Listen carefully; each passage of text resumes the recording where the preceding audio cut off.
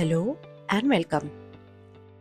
आज हम एक्सप्लोर करने वाले हैं कर्नाटका स्टेट की कल्चरल कैपिटल मैसूर को।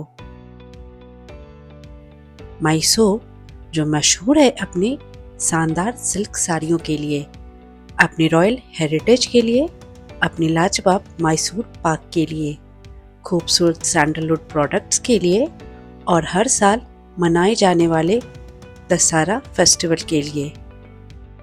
लेकिन यह शहर सबसे ज़्यादा जाना जाता है मैसूर पैलेस के लिए, जिसे ताजमहल के बाद देश का दूसरा सबसे अधिक देखा जाने वाला मॉन्यूमेंट माना जाता है।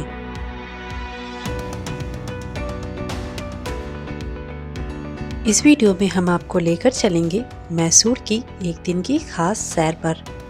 देखेंगे सिर्फ एक दिन में हम मैसूर में क्या क्या खास एक्सप्लोर कर सकते हैं। मैसूर पैलेस के अलावा Mysore zoo, saint Philomena church, rail museum, art gallery और ललिता महल जैसे इम्पोर्टेंट प्लेसेस को एक्सप्लोर करेंगे।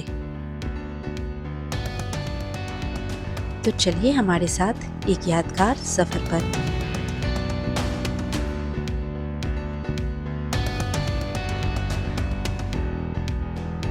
मैसूर साउथ कर्नाटका में स्थित है, जो स्टेट कैपिटल बैंगलोर से लगभग 150 किलोमीटर की दूरी पर है। बैंगलोर से मैसूर आप आसानी से ट्रेन, बस या कार के माध्यम से पहुंच सकते हैं। इसके अलावा यहाँ एक छोटा एयरपोर्ट भी है, जिससे बैंगलोर और कुछ अन्य शहरों के लिए फ्लाइट्स भी उपलब्ध हैं।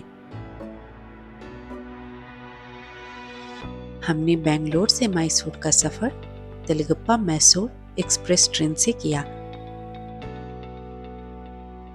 हमें टिकट आसानी से सफर से 3 दिन पहले मिल गए थे। ट्रेन सुबह करीब 5:40 पर बेंगलोर के केएसआर स्टेशन पर आ गई थी। ट्रेन ऑन टाइम थी। हालांकि मैसूर पहुंचते पहुंचते तक यह ट्रेन लगभग आधे घंटे लेट हो गई और हम सुबह 8:30 बजे की जगह करीब 9 बजे मैसूर स्टेशन पहुंचे। यहाँ के साफ सुथरे प्लेटफॉर्म को देखकर बिल्कुल भी आश्चर्य नहीं हुआ कि मैसूर को देश के सबसे साफ शहरों में से एक गिना जाता है। रेलवे स्टेशन पर उतरने के बाद हमने सबसे पहले वहां बैठकर अपने साथ लाया हुआ होममेड ब्रेकफास्ट फिनिश किया।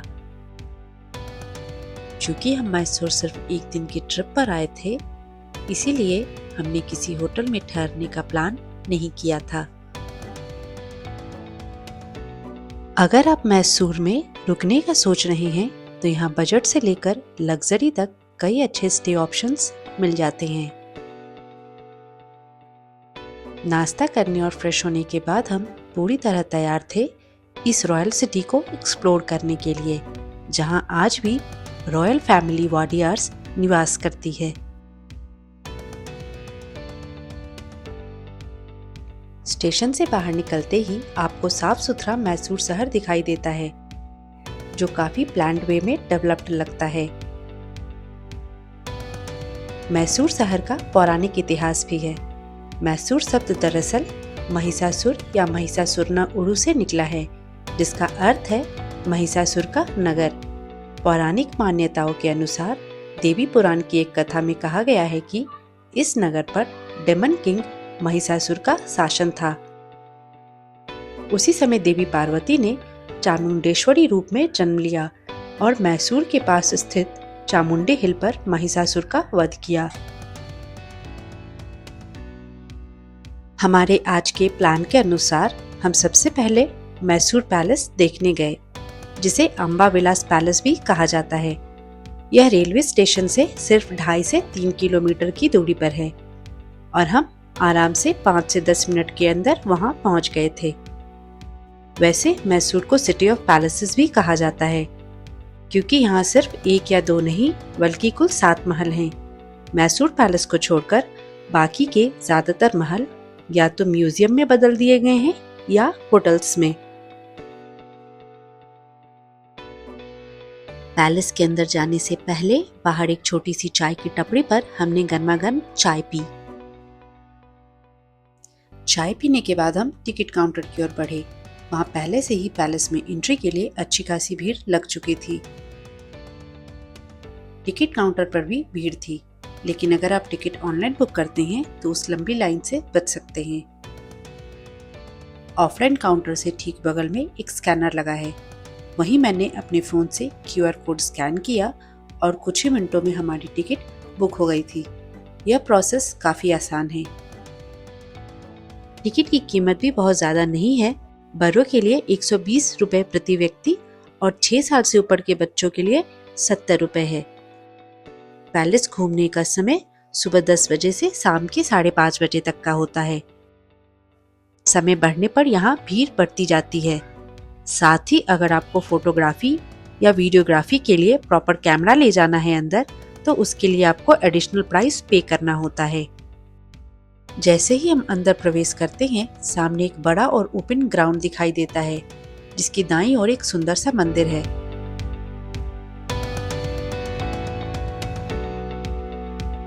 इस पूरे परिसर में कई मंदिर हैं, जिन्हें वाडियार वंश के अलग अलग राजाओं ने 15वीं से 20वीं शताब्दी के बीच बनवाया था। ये मंदिरों को अब प्रोटेक्टेड मॉन्यूमेंट्स में काउंट किया जाता है। इस कॉम्प्लेक्स में लगभग 12 मंदिर स्थित हैं, जो विभिन्न देवी देवताओं को समर्पित हैं।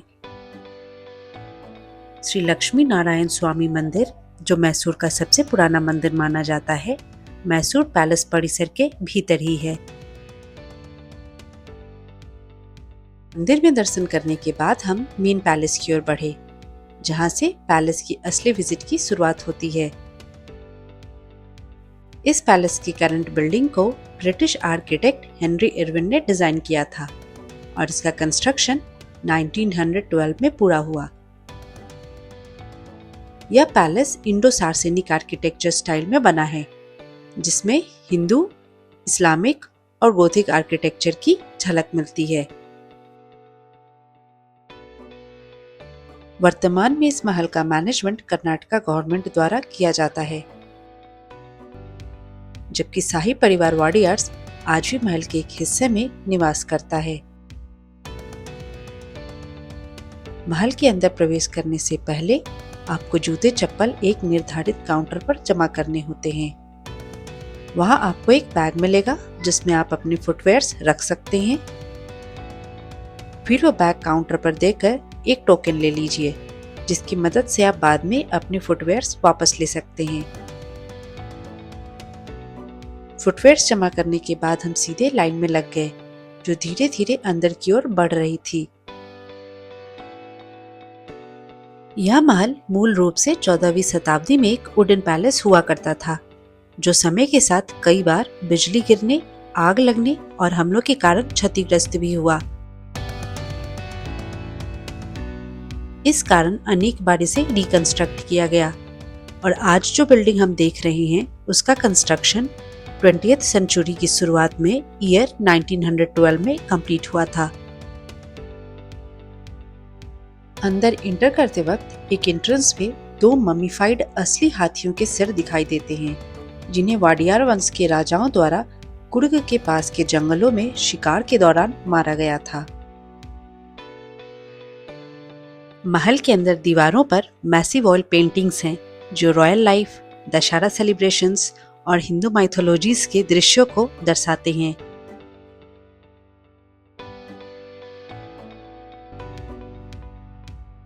आगे बढ़ते हुए हम जल्दी ही एक आकर्षक हॉल में पहुंच जाते हैं, जो ऑक्टागोनल शेप का है।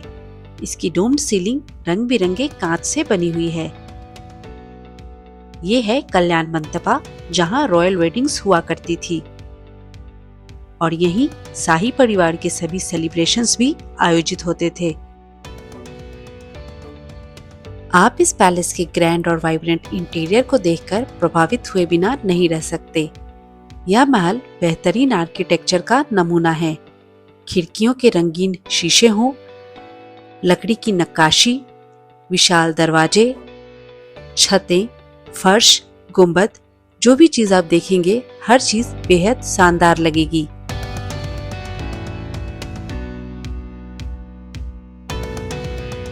इसके बाद हम सीढ़ियां चढ़कर पहली मंजिल पर पहुंचते हैं, जहां एक बेहद विशाल हॉल है।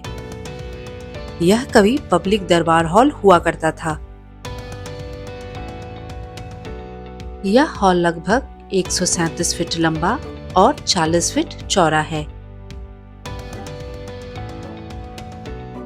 जैसे ही आप इस दरबार हॉल में प्रवेश करते हैं, आपकी नज़र सबसे पहले इसके ग्रैंड पिलर्स पर जाती है, जो टर्क्वाइज और गोल्ड रंगों में रंगे हुए हैं। छतें भी बेहद खूबसूरत और कलात्मक ढंग से सजी हुई हैं। पूरा हॉल ग्रैंड रॉयल फील देता है, मानो आज भी महाराज वहां सभा लगा रहे हों। पब्लिक दरबार हॉल से निकलने के बाद हम एक और हॉल में पहुंचते हैं। यह हॉल कंपैरेटिवली छोटा था, लेकिन नो डाउट यह महल के सबसे भव्य और शानदार कमरों में से एक लग रहा था, जहां खूबसूरती से रंगे गए पिलर्स थे, बारीक नक्काशीदार छतें थी और विशाल क्रिस्टल झूमर्स लगे थे। यह है प्राइवेट दरबार हॉल।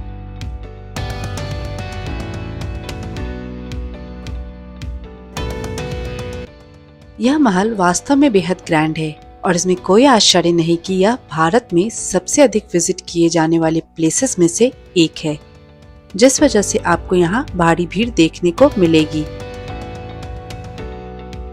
यह महल काफी बड़ा है। इसके कई हिस्से सामान्य विजिटर्स के लिए नहीं खुले हैं, फिर भी इसे अच्छे से देखने और समझने में आपको 2 घंटे से ज्यादा का समय लग सकता है।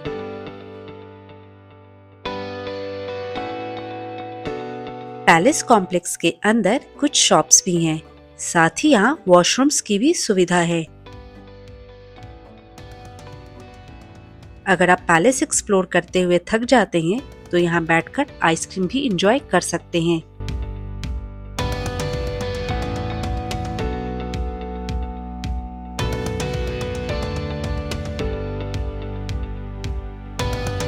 हमारे पूरे महल को एक्सप्लोर करने तक दोपहर के 12 बज चुके थे और हमारे पास अभी भी मैसूर में काफी कुछ देखने के लिए बचा था, जिसमें Mysore zoo, Lalitha Mahal, saint Philomena church, Jagmohan art gallery और रेलवे म्यूजियम शामिल थे।